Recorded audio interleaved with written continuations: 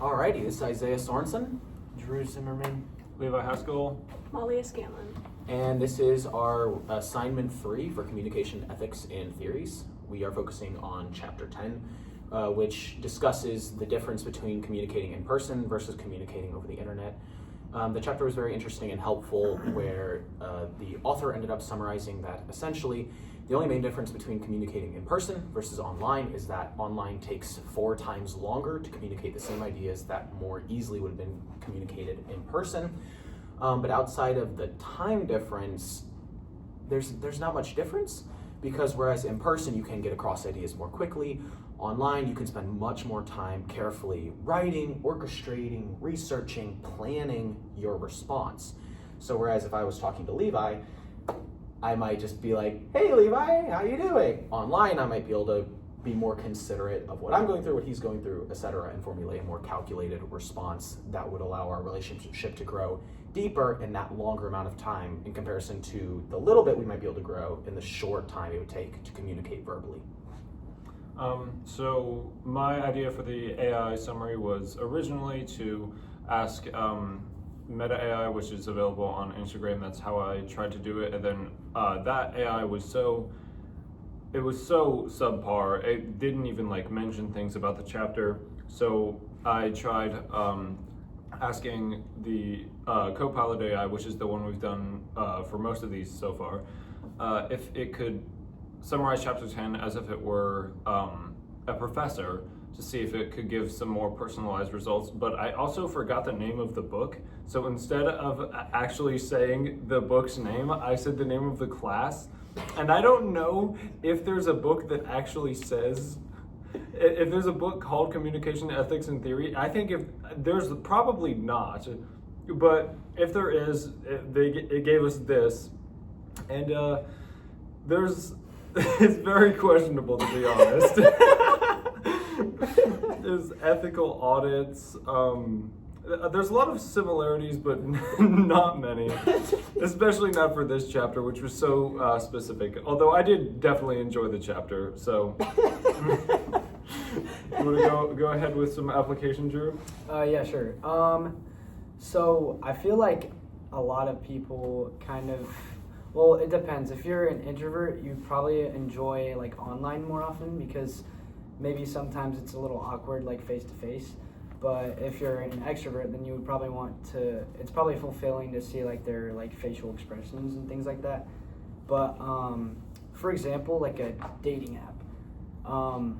If someone was trying to find someone to date, they would go on a dating app, and you can literally find someone so quickly and just talk to them, And you were talking about how you can just think about what to say, instead of when you're face to face, you can't think, you just talk. But you can online, you can delete stuff, you can add things, and think it through before actually telling them. So I think that's really cool. Well, and online versus in person, you use the example of a dating app. Mm-hmm. If you're on a dating app, people are there to date. Yeah, exactly. Mm-hmm. People are there for if I'm walking around campus and I want to find someone to talk about our class communication ethics and theories, You won't be able to the chances of finding that's 0. Yeah. I know I have you guys I can message, and I know I can find someone else in class. But even then, I could find Levi walking down the hallway and go, "Hey, let's talk about comm ethics," and he could be like, "I'm on my way to lunch." I got things to do. Yeah. But yeah, if say we had an online group for comm ethics and theories or something, or our text group, I know I can text that thread about this class, and you guys, if you're responding back, we'll be talking about the class. Mm-hmm. Yeah.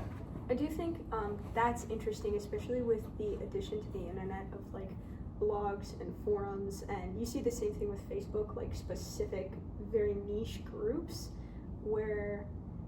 and then sometimes they'll schedule things to be in person, but you find people that are interested in a very specific thing, more broad, that you might have a much harder time finding in person, and ultimately there is a lot to be gained from being in person, and there's different cues you can get, but the same thing if you can still make meaningful connections, especially if you have something to go off of, a jumping point or something that connects the two of you or a group, which I find really interesting because the internet is at this point so much created by fandoms of a show, or my grandma's in like gardening communities online because that's what she does, and so it's people interacting with other people who have similar interests, just on a more focused level.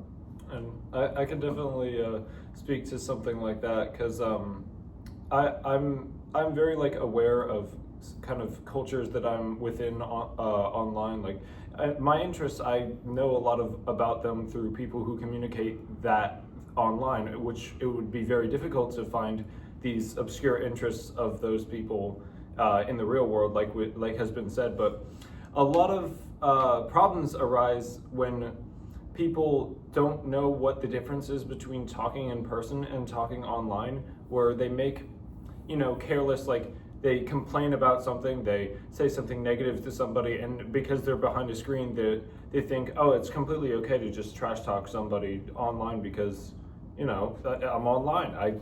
They can't see me. Why does it matter if they see what I said? And there's a lot of problems that can arise if you don't know the differences between each of them, which is why it's super valuable. I think the only other maybe negative view on at least the chapter especially, was that this book was published in 2015. So since then, the internet has grown and changed A lot. And culture has grown and changed a lot, which is surprising because it's only been 10 years. But even now, I feel like, especially in this, there was lots of talk of email and Facebook and people taking a lot of time to thoughtfully compose messages. And at least in my experience, that's kind of disappeared. It depends on the person. Yeah. And usually it's older people who you'll find doing something a little more methodically. Yeah, I feel like I have quite a few friends who I communicate with online, and some of them are really great. And some of them I actually feel like our relationship does grow over message. And then there's some people who just like type whatever's on their mind and go away. And sometimes it's like really nasty stuff. And the other downside is, there's not a person on the other side of the screen. So like if me and Levi are talking on a topic, and on my end, I'm just like, oh, whatever. It's a topic I don't really care about. I'm just talking to talk. And on Levi's end, it's something that means a lot to him. And I say something like slap, stick, whatever, and he's all of a sudden really offended. I can't see that. I don't know. Yeah. I have no idea. That's why I feel like the online communications can be like very personal, because you're like going out of your way to talk to someone. Yeah. So I think there's ways that it can be personal. I think there's also ways where it can be dangerous, because the human face is a model of communication and communicates far more than we realize. You can't hear their tone either. Yeah.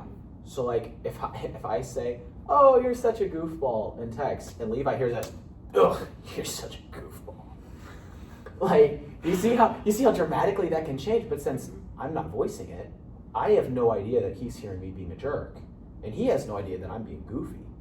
But all of a sudden, I see this as a light. Oh, we're just having fun, and he sees it as me ripping him apart and calling him stupid for a topic that he really cares about. Yeah. So, yeah, I feel like there are benefits, but there's also negatives to removing the human face and voice from the interaction. I think it was good. Yep.